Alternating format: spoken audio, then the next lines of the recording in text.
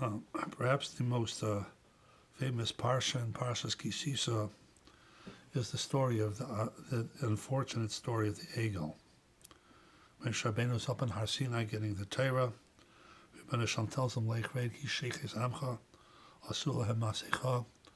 Go down from the mountain because your people have go ahead and they've created an avodah zarah or a semi avodah zarah, a masecha. So Moshe Rabbeinu is aware of this, and he starts coming down the mountain Har Sinai with the luchos, with the shnei luchos habris. The pasuk says, "Vayi kasher korav al hamachaneh, vayares ha'egel u'machaylos." And Moshe Rabbeinu sees the golden calf, ves ha'umachaylos, and he sees the people dancing around them. Vayicharaf Moshe vayashlech miyadav. Tachas es haluchos tacha miyado tacha es haluchos vayishaberosam tachas ahar. Moshe Rabbeinu sees the sight. He takes the luchos and he throws them down and he breaks them.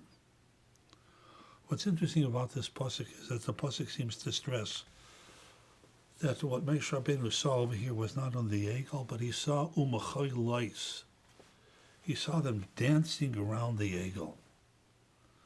Ad kedei kach, that when this parasha is repeated in Sefer Dvarim, which is Mishnah Torah, and the pasuk is spiced b'shnei haluchos v'ashlichem me'al shnei yadoi v'ashabrem le'inechem, which means I saw this and I broke the luchos. The Ramban comments, the time that's spiced b'shnei haluchos comes yomer haya avanechem gadol minisai. Their aveh was so big that it was even beyond tshuva. Ad ki boreisi aschem mesachakim lifnei ha'egel. When I saw you dancing and being happy in front of the egel, making a simchas Torah out of it, lo yachalti lihisapek. I could not hold it in anymore. Vishiparti aluchos, vishaparti aluchos, and I broke the luchos. So this Ramban again is seeming to indicate that it wasn't only the act of the egel, the making of the golden calf, but it was the fact that they danced.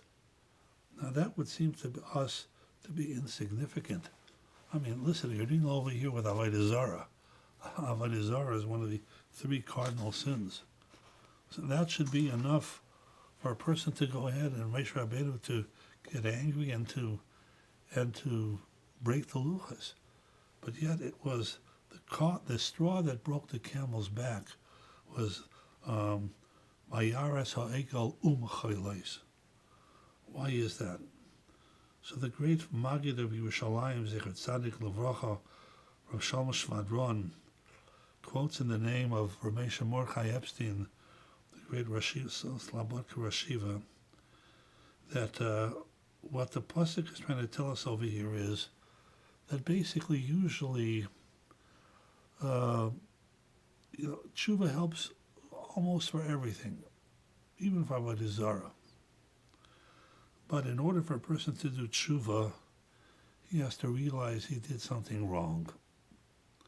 And if a person does not realize that what I did is wrong, then tshuva can't begin. Tshuva can't help. The first step of tshuva is chotasi. I did something wrong.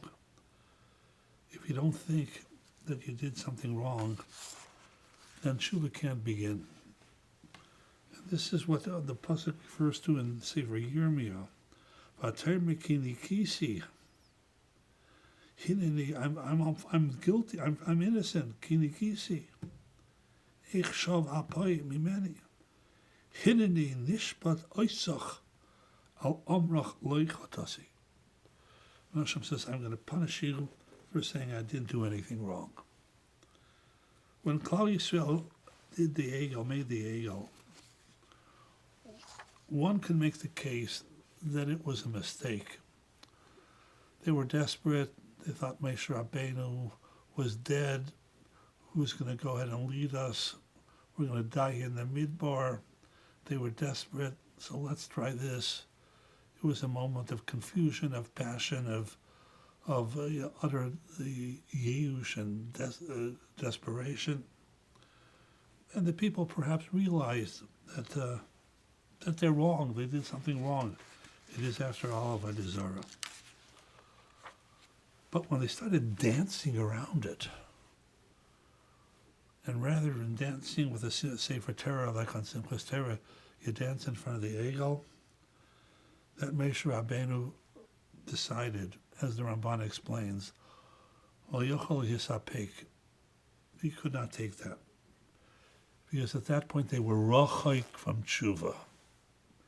They were far away from tshuva. Because they did not realize the gravity of their chait. They think they were going ahead and doing a mitzvah, dancing with the Egel. And that's why Moshe Rabbeinu said the only thing that can help at this point is to break the luchas. Because to go ahead and say, well, okay, you know what?